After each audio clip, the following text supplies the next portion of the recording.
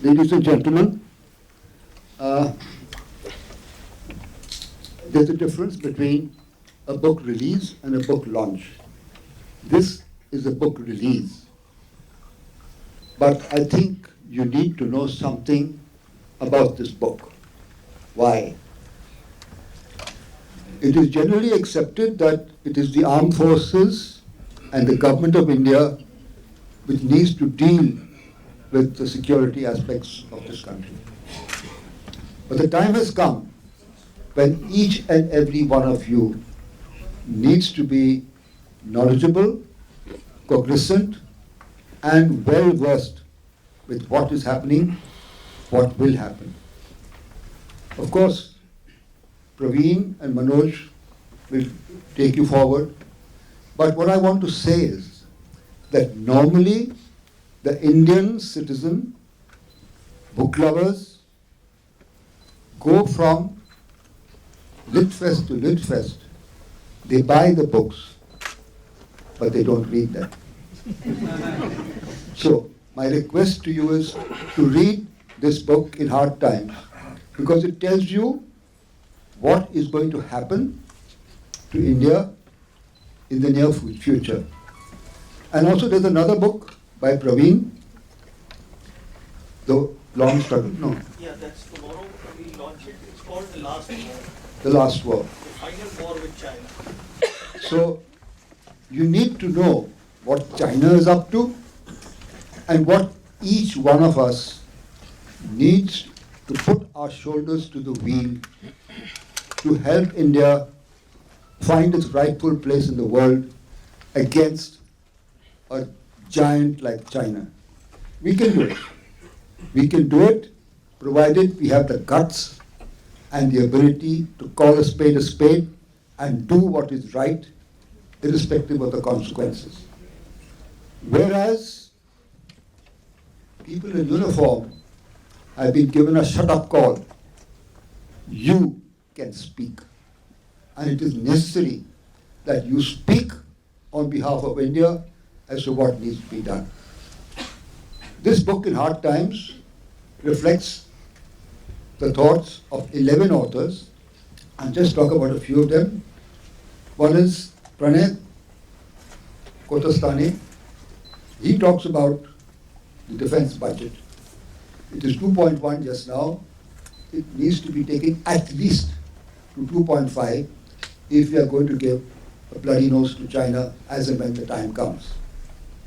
And then we have Admiral Arun Prakash, who's a great thinker, a great strategist.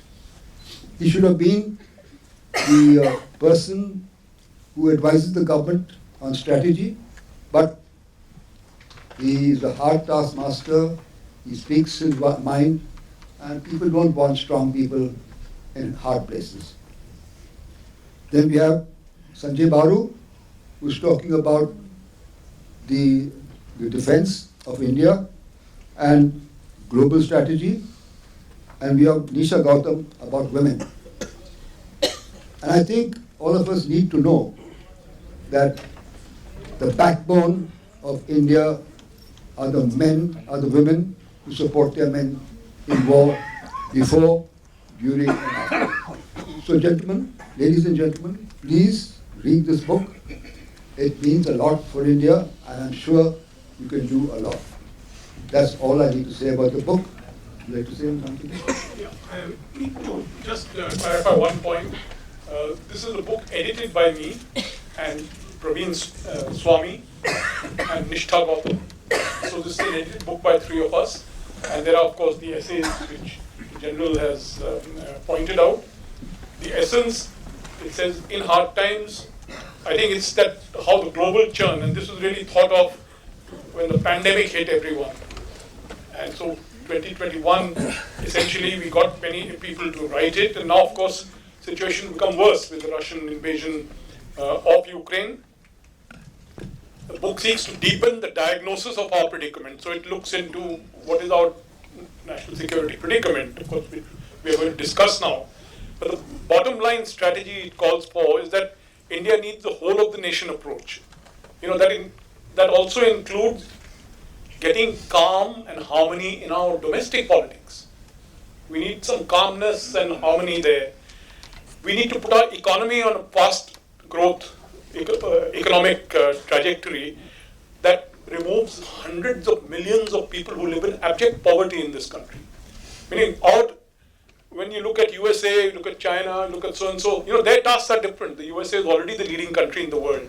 China has already removed 800 million people from poverty. We haven't done it.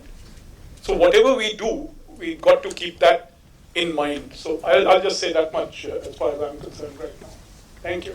Thank you.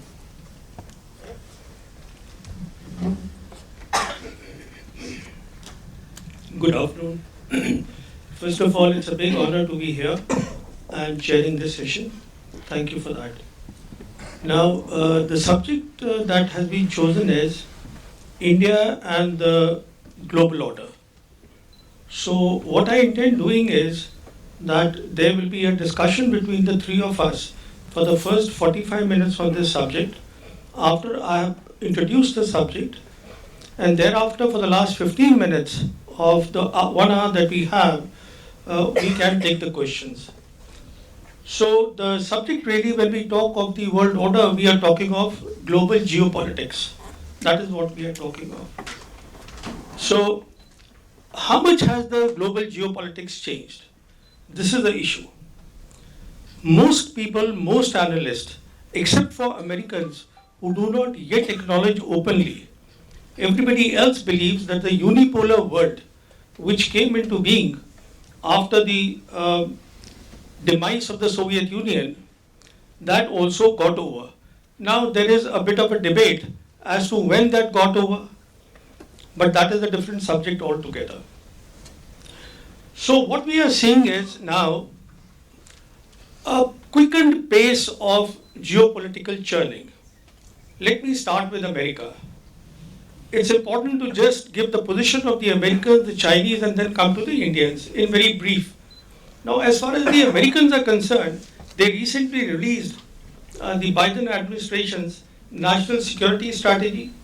In the national security strategy, China has been identified as the main competitor, as the geopolitical competitor, which basically means that the competition is really in hard par because we are talking of changing geopolitics. We are looking at economy, we are looking at military power, and most of all, we are looking at technology.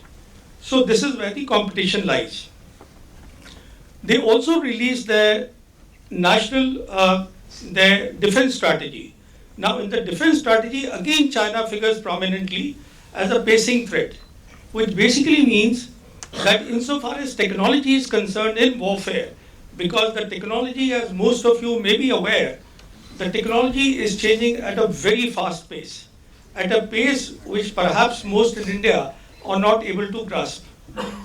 So when they say it's a pacing threat, China, what the Americans mean is that insofar as artificial intelligence is concerned, which is what will now run the wars.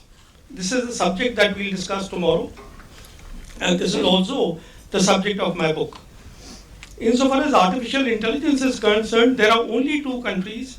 Americans acknowledge that, China and America, which have the capability, which have the deep pockets, which have an entire ecosystem to compete in artificial intelligence. I will not go in the details at this stage.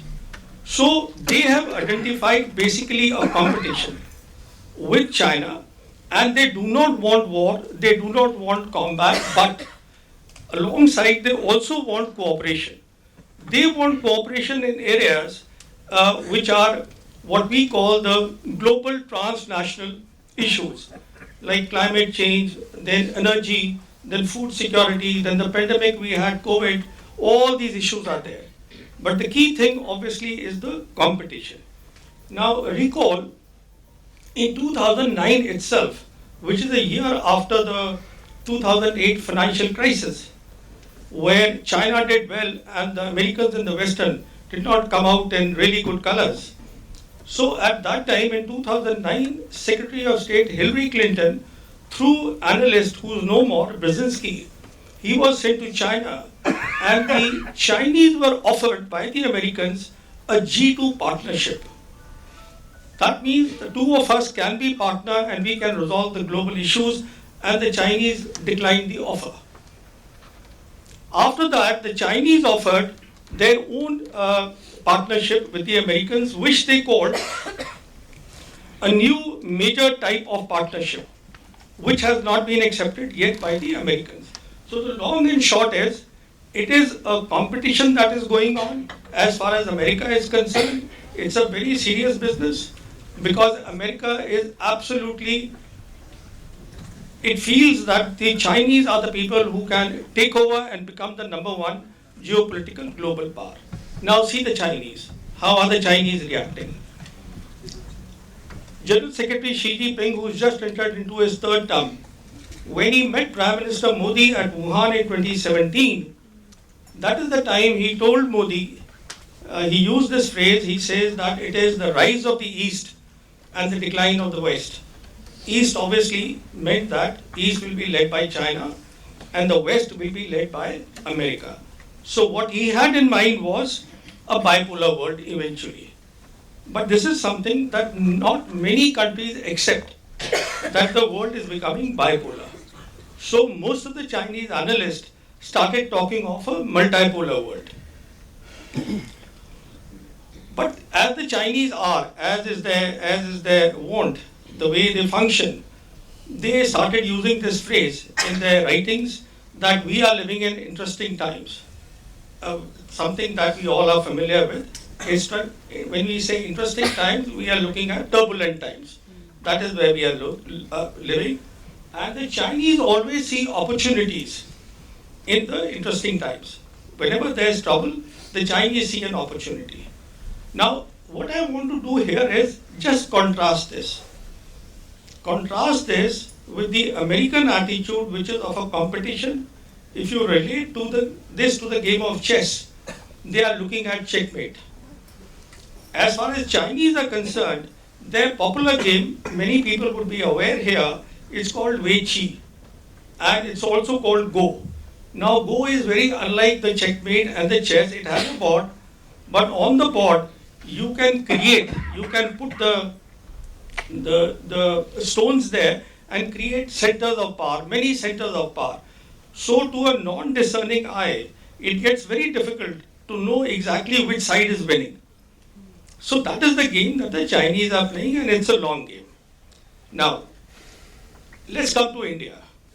India, as far as India is concerned, we know a lot because of the Foreign Minister Jai Shankar. He has spoken a lot. Jai Shankar sees a multipolar world. He sees India as one of the poles. He sees China as one of the poles. And as far as India is concerned, the overall capacity or the overall power of the Americans has declined, but they still remain predominant. That is our position. So with this position, the argument is that look, since we are a pole now in a multipolar world, this is where the world is going, from unipolarity to multipolar world. So therefore, we have a greater responsibility. And in the part of the greater responsibility, all the global, the transnational issues that I spoke of, climate change, pandemic, these are the issues where we need to play a bigger role. And that is precisely what the Indians intend doing. In fact, we are having the G20 and the same thing will come up there. Now, why I'm giving all this background? I'm giving this background so that we can think and start a debate here that the unipolar world is over. That is decided. Which here is debatable. I have my own views which I have put in the book. And are we going multipolar or are we going bipolar? Now, why this is significant is because China happens to be our neighbor. With China, we have a disputed border. We have issues with China. So the only way, I think, to really look and try and resolve our issues with China is to get to the bottom of issues, that what is the world that we are looking at? Are we a medium player? And are they one pole of the bipolarity, or is it a multipolar world? Now on this, I would ask Manoj to give his views, what does he think about it, and let's take it on from there. Thank you, Pravin. Uh, the way I look at it, and I'm influenced by this very book which we have just released out here. My friend Sanjay Baru has an essay there, and his answer is very clear. He says we are entering into what is called a bi-multipolar world. He said there is a bi, which is China and the United States. But then there are a number of other entities which are around there. So obviously what happens with the geopolitics, and that is why the Biden administration was very different from the Trump administration, because what Trump did was that he kicked his allies. He told Japan to pay more, he told South Korea you should pay more, he ignored NATO. But Biden is very clear. He says that it is the US plus its partners. And amongst those partners, as you well know, is India. How does India come out in all this? Meaning our problem has been that, and this is what I have described in the other book which we have referred to, which was published in London in July this year, called Understanding the India-China Border, as to why this estrangement occurred between India and China. Why did 2020 happen? In 1993, when we started trying to maintain peace and tranquility on the border, India and China were roughly equal, meaning our GDPs were equal. In fact, technologically, we were probably more advanced than the Chinese. But then you cut to 2008, which you have referred to, the 2008 crisis, which is the big watershed. When you come around there, suddenly the Chinese, are 10 feet tall, and you are looking up at the Chinese, and the Chinese say, hey, why should I deal with this guy as an equal?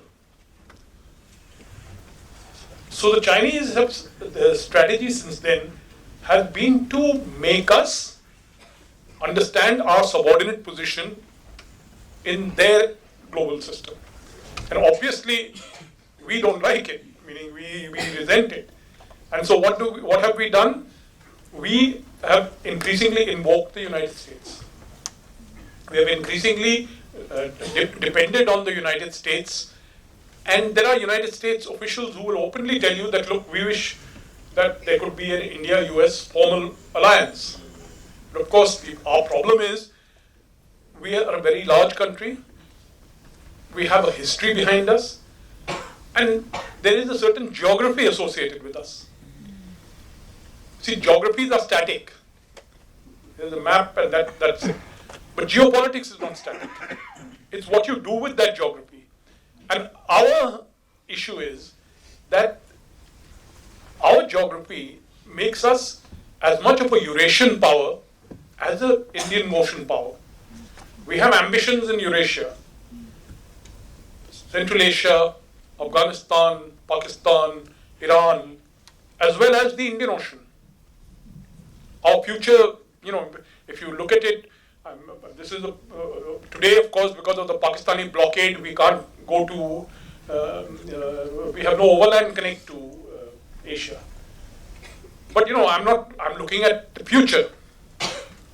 So India has a different kind of a perspective in all this.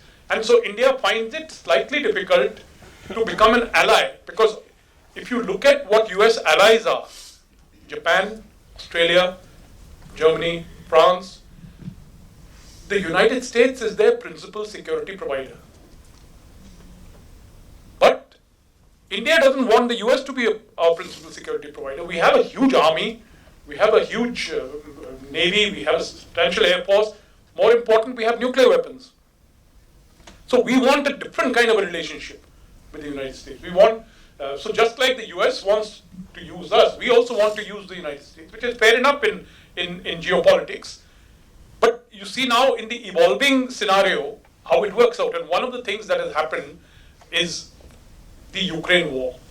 What the Ukraine war has done is to tighten the Western alliance substantially. Meaning the Western alliance, I told you about Trump, how he looked down on everyone. So what has happened is the Western alliance has become much more coherent.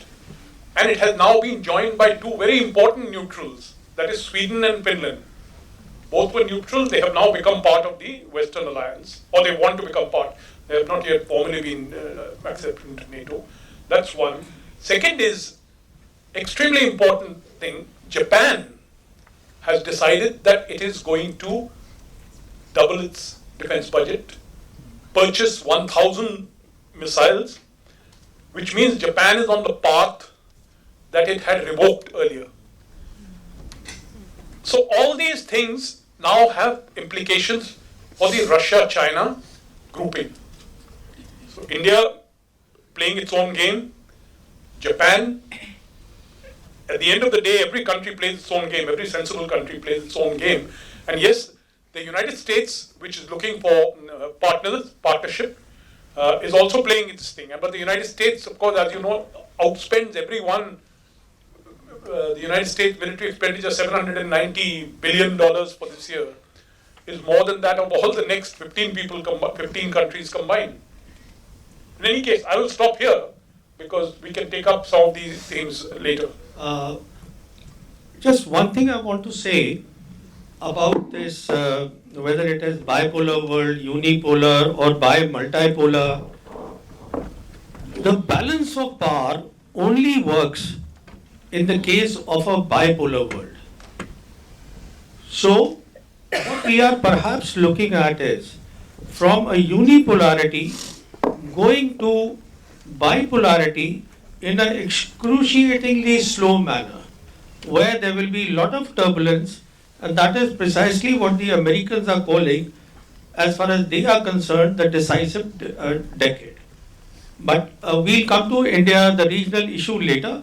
Let's talk more about the Ukraine war and how it impacts on the global geopolitics.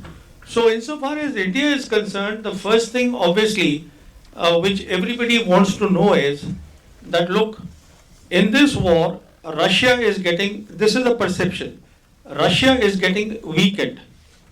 It is getting weakened, and India depends a lot on its military hardware on the Russians. So a big concern, supposed concern is that look, I have my views which I'll share later on this, but the immediate concern is how do we get the spare parts? Suppose their production lines are, they got exhausted, as we know, the economy has been weaponized, they are having problems, they are out of the SWIFT system, all these things are happening. So, what will be the impact on the Indian military hardware, which even today is to the extent of 70%? This is the question I will request the General to comment on. Thank you, Pravin. Thank you, Manoj. Thank you, Tata LitFest, for introducing this topic so that each and every one of us can understand our responsibilities for the security of India. What is the cause of all wars? The basic cause of any war is greed. Greed for power and greed for money. You take any war, and if you analyze it into its basic components, you will find it is greed.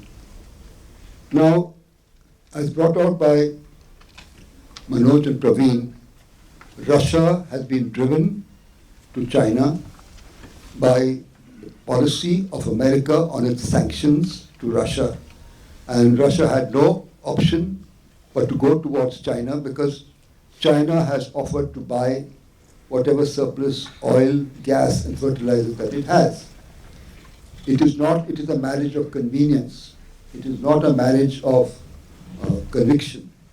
Because China and Russia, if you look at it historically, have been rivals. And in 1965, when we were at war with Pakistan, China sent 15 divisions to the Usuli River against Chinese. So there are problems. We don't know how it will pan out in the future. But what is Russia's most likely course? In my mind, there are three options. One, it will support China. One, it will support India, both of which are questionable. And the last option is that it will remain neutral.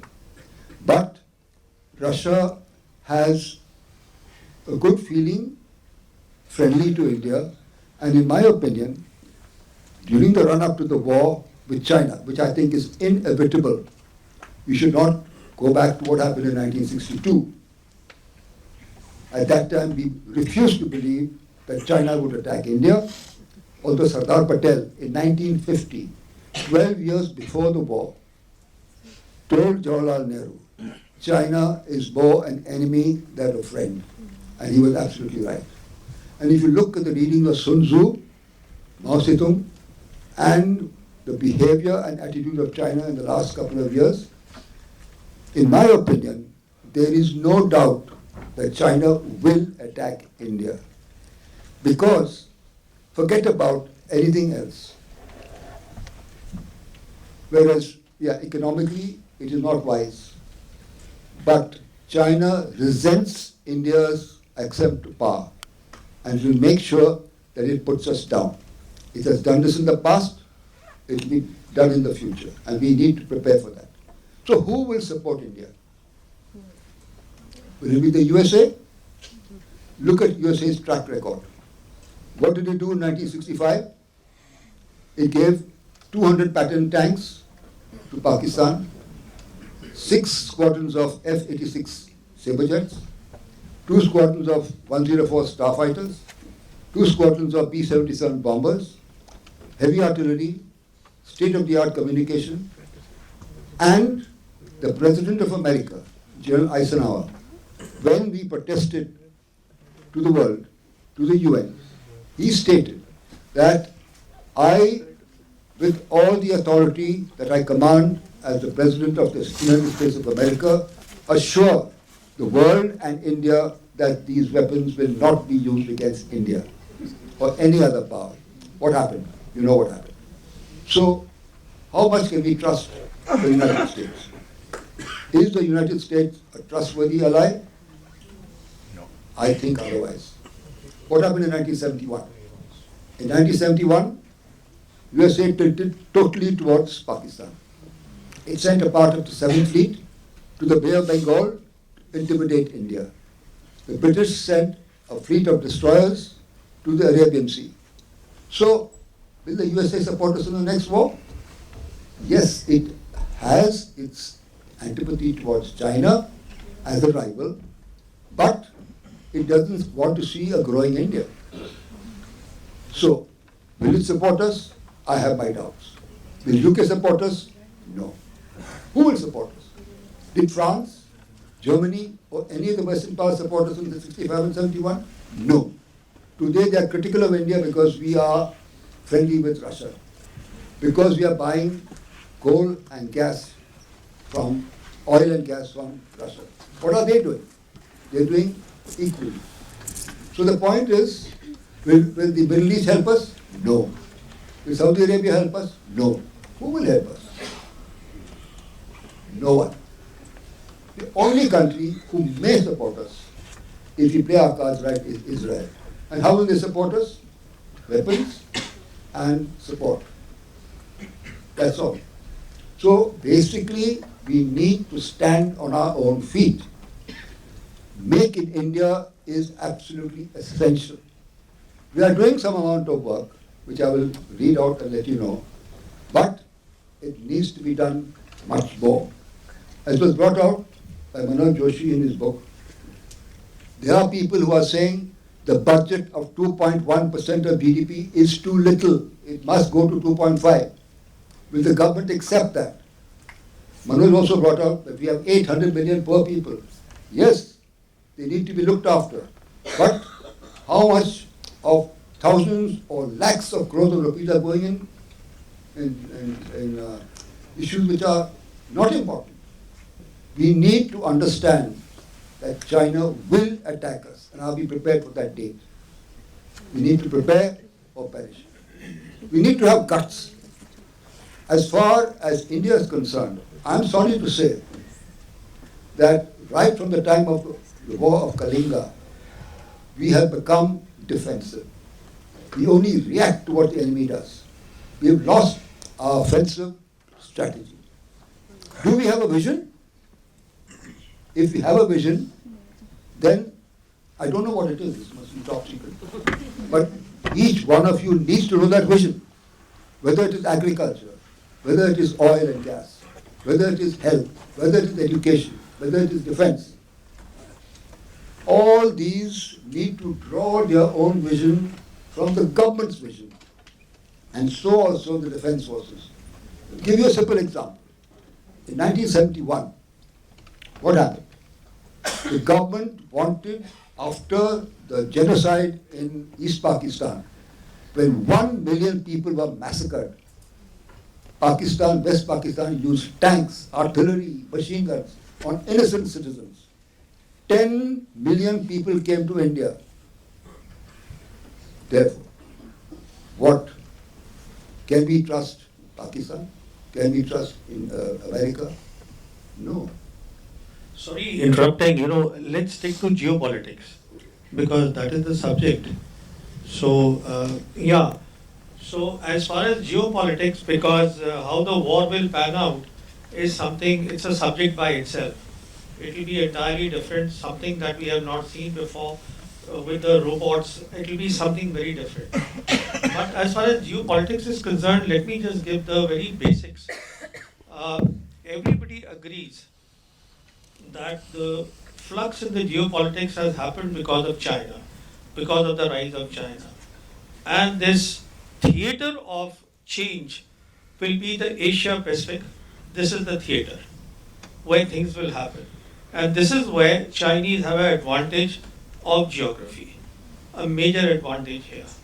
Now, insofar as Americans are concerned, as I said, that the American overall military power is not what it used to be, because for so many years they were fighting counter-terror operations, they were bringing down those regimes in Iraq, regimes in Afghanistan. That is what they were doing, and this is the time that the Chinese were building up their capabilities. This is what happened for good about 20 years. Now, so what have the Americans done? This is the point I am making, that today Americans need India more than India needs America insofar as military aspect is concerned. And the reason for that is that in 2018, please recall that was President Trump who renamed Asia Pacific as the Indo-Pacific Command. That means they wanted to bring India into the centrality of their area of interest and operations. This is what they wanted to do. And why they wanted to do that? Because A, India provides them the geography. Our entire geography, it's like, aircraft carrier jetting out in the Indian Ocean region. And B, whatever the caliber of the forces, I mean, I am not very enthused with the professionalism of the Indian military. That is another subject altogether, which has been explained very extensively, comprehensively in my book that we can discuss tomorrow. But having said that, the numbers are still there. We have the numbers with us. So, which is the reason what the Americans have done? And in fact, Jaishankar is on record saying that, look, I have been dealing with the Americans for the last 40 years, but it is now that I find that they have become more receptive, they want to listen. Earlier it was never the case. Why they become receptive is because now what they have, a new strategy which is called the integrated deterrence. And insofar as integrated, that means it is not only US military power, it is also the military power of the allies, and it is also the military power of the strategic partner, which is India.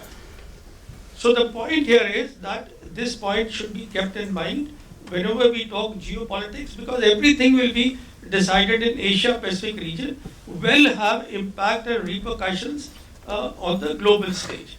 Now, so this is point number one, which needs to be kept in mind. Second, as far as China is concerned, please understand China's strategy to become a major power in the world is completely unprecedented. Nobody has seen this in military history ever before. What they have done is the Chinese, instead of when you say that you want to go out, power projection is always related with military power. And that is precisely what the Americans have been doing. And they say that our strength is deterrence, which is military power. I mean, they are there thousands of kilometers away from their mainland, and they are exercising power here in the Asia Pacific after the Second World War. What the Chinese have done? Chinese are playing to their strength. Chinese strength is deep pockets. Chinese strength is infrastructure building. Chinese strength is a very good economy.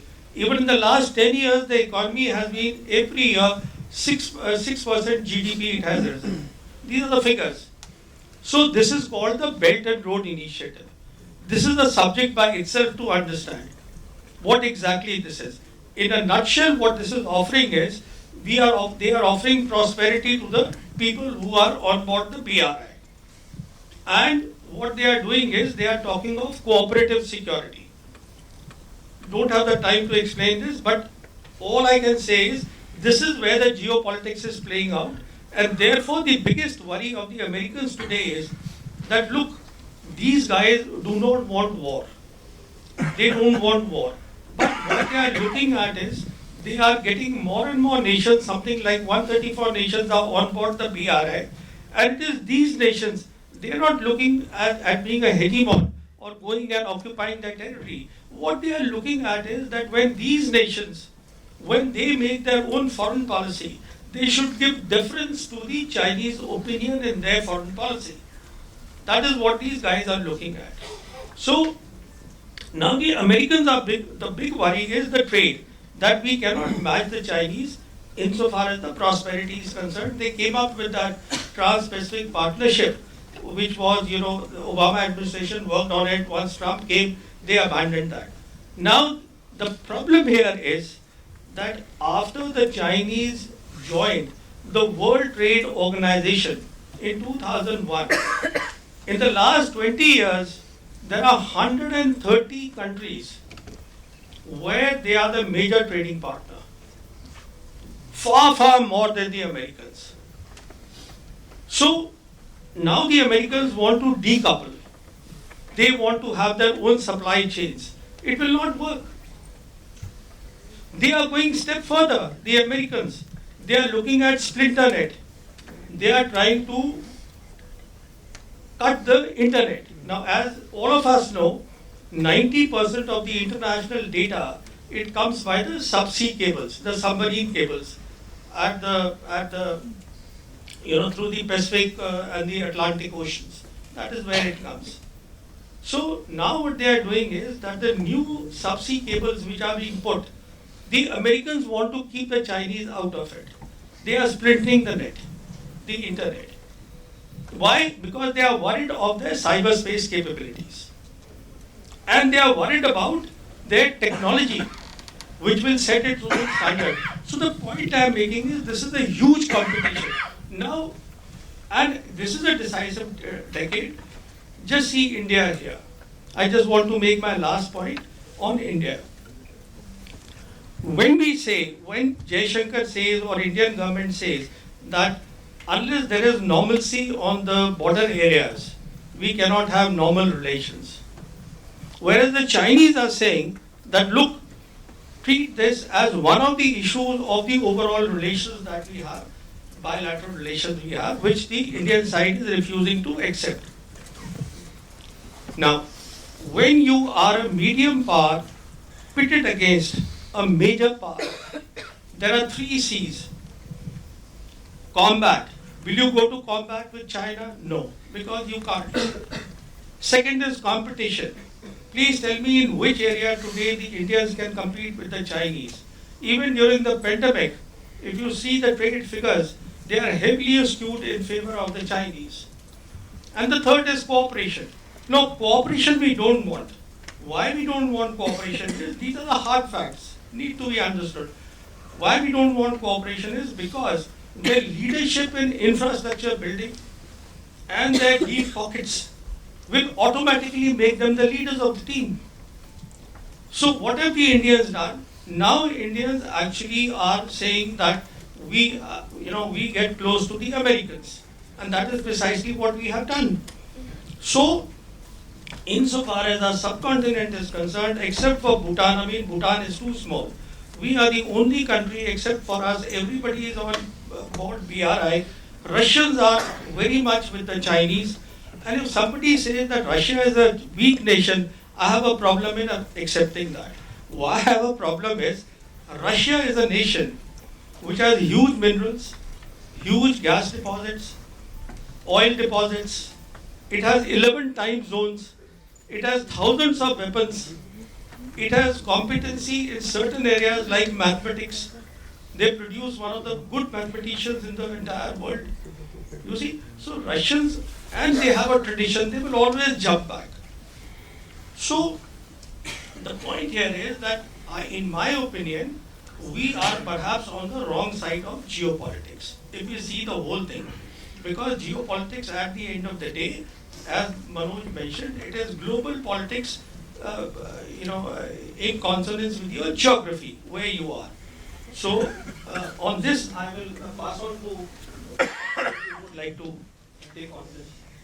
Can I just say, Yeah. Pravin, that the Chinese president has said that by 2027, he's going to make the PLA a world force to reckon with. What is the aim?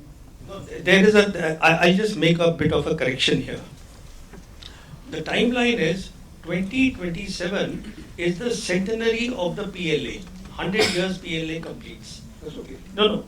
And he has, after the 20th Congress, very clearly said that we are looking at regional wars. So 2027 is perhaps the deadline for the regional wars. And there are only two regional wars where a reunification has to be done, which is what they call the rejuvenation of the Chinese. One is Taiwan and second is Tibet. Second is Tibet. India.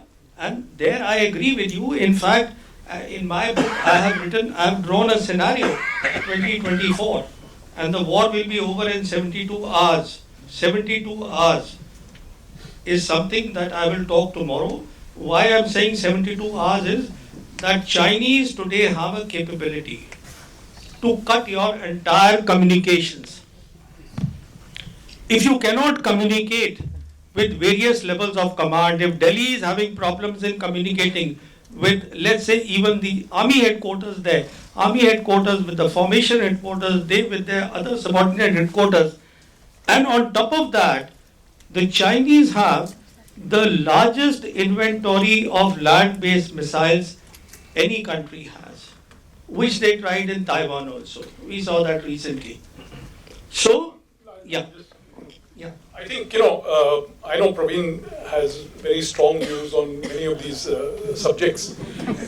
I will for balance, introduce another concept, which I think is often not very well understood, which is demography. Both Russia and China are facing demographic disaster.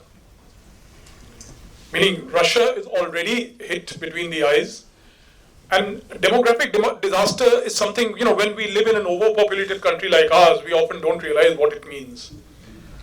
But when you live in a country where you don't have, where by 2030, China will run short of a working age population of 100 million. Meaning there'll be 100 million fewer workers in the Chinese economy. Now, yes, what the Chinese are looking out are for robotics, AI, etc. But at the end of the day, economy also works on consumption. Robots can't consume. Who will go out to the Oberoi Hotel or to Chowpatty or whatever it is? So my point is, this is a very complex world, and one thing which I keep on emphasizing to people, in the year 2000, how many of us who have lived in that age, I can see many grey hairs here, that how many of us in the year 2000 were able to forecast what is going to happen till in the years in between. The 2008 financial crisis, the pandemic, the Russia-Ukraine war. See, future is fortunately, is very complex, and there are many things intervening. But yes, I think Pravin, as a writer, as an analyst, has taken us into one stream of analysis which is very credible, very potent, in particularly especially against a situation where we have a very archaic Indian military. And I'm not saying this. In 2018, a deputy chief of the army told the Parliament Standing Committee that 67 of our equipment is vintage equipment. He used the word vintage. Now the issue that we are talking about, and the issue we've talked about in this book, modernization. You need money for it, but you need also money to transform your society, your 800 million people. So it's a very complex formula. We need a whole of the nation approach. We need a smart approach. We need a more modest approach. See, immodesty, saying that we will do this, we will Atmanirbhar or make in India, all that can't be done overnight. It requires hard work, and frankly, between you and me, we need a leadership which is committed. The biggest problem, and I'm telling you this, and my introduction, it was said that I was a member of the Naresh Chandra Committee on Defence Reforms. The one key area where we are hugely weak, our politicians are good at exhortations and slogans, but they don't get their hands dirty in trying to reform the system, working with the armed forces, the military. That's what everyone does. I mean, Xi Jinping, he's the chairman of the Central Military Commission. He is the commander-in-chief of the Joint Operations Center.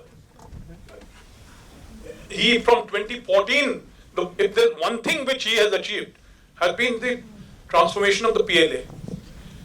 But our politicians say, no, ye General Sahab, ye aap kariye. But you see, the point is that it has to be a whole of the nation approach. The generals need the politicians also. So, can we have the open? Yeah, I'm sorry, we are actually. I just want to say something. Forgive me, Pravin, No, please. but you are conveying a very dismal picture.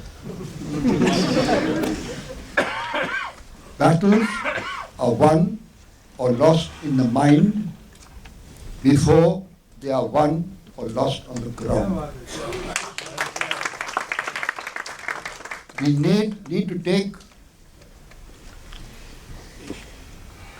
need to understand that we must never be afraid and we must never give up. These are not political exhortations. We need to do it. And that is why I said in the beginning that don't expect the politician, which he has very correctly said, Manoj has correctly said, forget about it. They don't have a vision. The Indian Army offered to give a vision, but they didn't accept it.